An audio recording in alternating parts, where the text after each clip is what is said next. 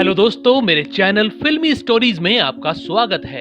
आपको 80 और 90 के दशक का ये बेहतरीन विलेन जरूर याद होगा जो हर दूसरी फिल्म में हीरो से भिड़ता नजर आ ही जाता था।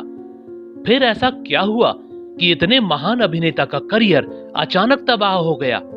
हिंदी सिनेमा में वो गुमनाम हो गया। चलिए उनके जीवन की सफलता और गुमनामी का पूरा सच आपको बताते हैं। आपने मिस्टर इंडिया फिल्म तो देखी ही होगी। फिल्म का एक आंख वाला किरदार कैप्टन जोरो शायद याद भी होगा। इस किरदार को किसी और ने नहीं, गुरबचन सिंह ने ही निभाया था। 70, 80 और 90 के दशक में खलनायकी का बड़ा नाम हुआ करता था ये अदाकार। हर दूसरी एक्शन फिल्म में विलन बनकर लोगों के दिलों पर राज करते थे गुरबचन। मगर यह सफलता उनको रातों रात नहीं मिली थी। इसके लिए उनको दिन रात बहुत संघर्ष करना पड़ा था। चलिए आपको बताते हैं कि पंजाब का पहलवान कैसे फिल्मों में पहुंच गया था। असल में वो 60 के दशक में पंजाब के गुरदासपुर में जन्मे थे।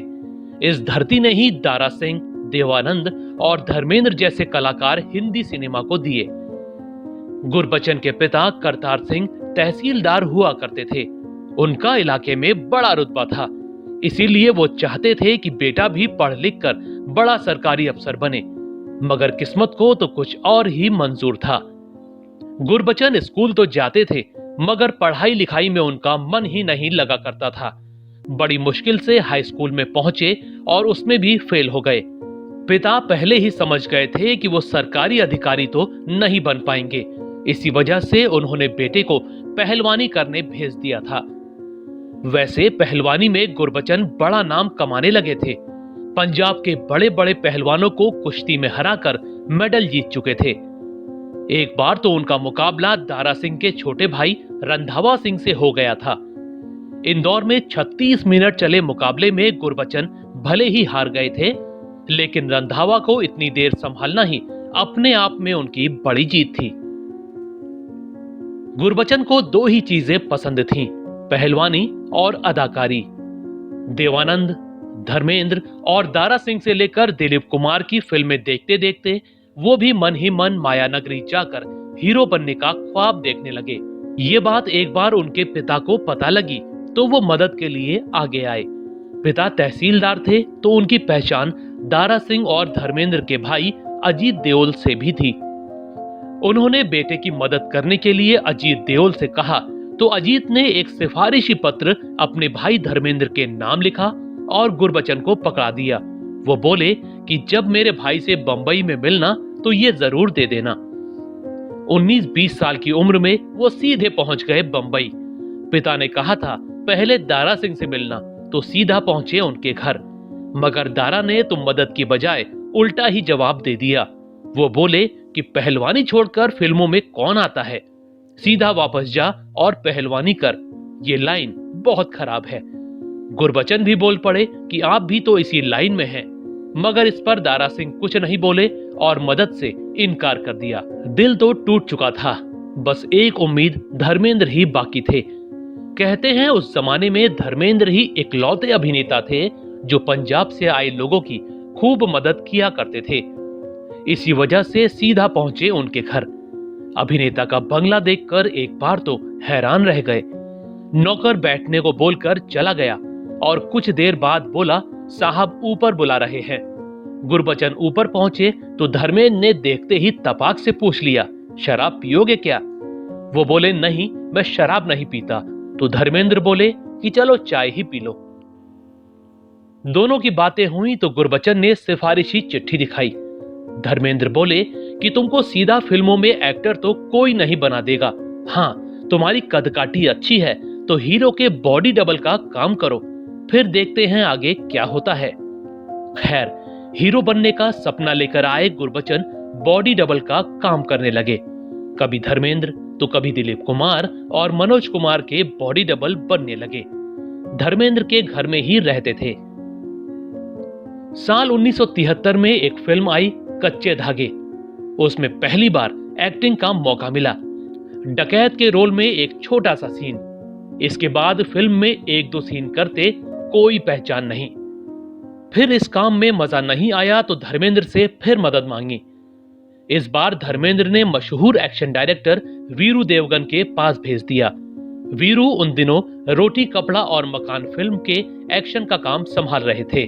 उनको सहायक की जरूरत थी तो गुरबचन को साथ रख लिया। फिर तो गुरबचन और वीरू की जोड़ी ऐसी जमी कि साथ साथ कई फिल्मों में एक्शन करने लगे।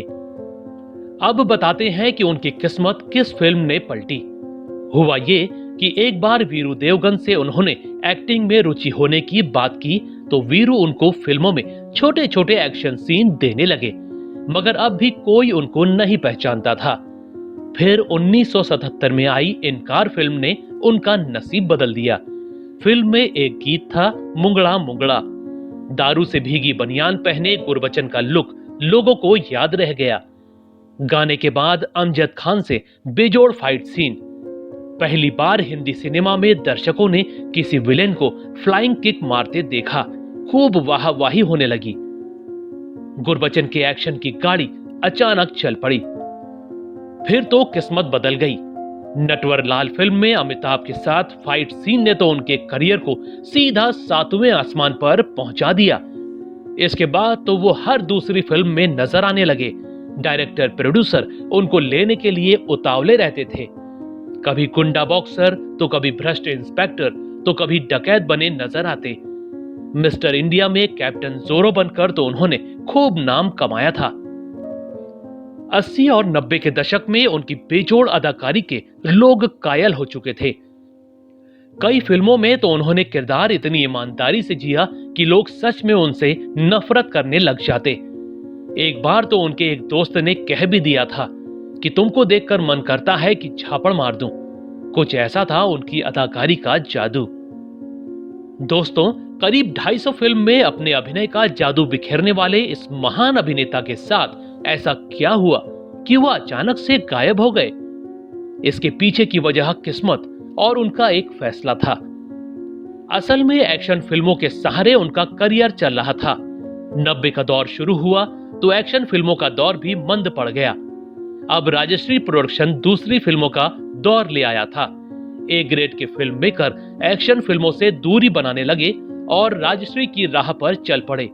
इसी के साथ गुरबचन का करियर भी डोलने लगा। अब उनको बी ग्रेड की बची कुची फिल्में मिलने लगी। जब बी ग्रेड की फिल्मों से करियर बर्बाद होने लगा तो उन्होंने एक बड़ा फैसला कर लिया। वो पंजाबी सिनेमा की ओर मुड़ गए, वहां काम करने लगे। बॉलीवुड का करियर तो बर्बाद हो ही रहा था, मगर पंजाबी सिनेमा की ओर रुख करना उनके करियर को ही तबाह कर गया। 70 और 80 के दशक में हिंदी सिनेमा पर राज करने वाला ये मशहूर विलेन 90 के दशक में अचानक से गुमनाम हो गया और उनका करियर बर्बाद हो गया। उनकी जगह दूसरे कलाकारों ने ले ली और फिल्म मेकर ने उनको भुला दिया। वैसे गुरबचन सिंह इस समय गुरदासपुर में ही रहते हैं। भले ही समय से पहले उनका बॉलीवुड करियर बर्बाद हो गया, मगर उनकी आर्थिक स्थिति अच्छी है। वो अपनी पत्नी गुरिंदर के साथ रहते हैं। उनके 3 बच्चे हैं और तीनों अच्छा काम कर रहे हैं।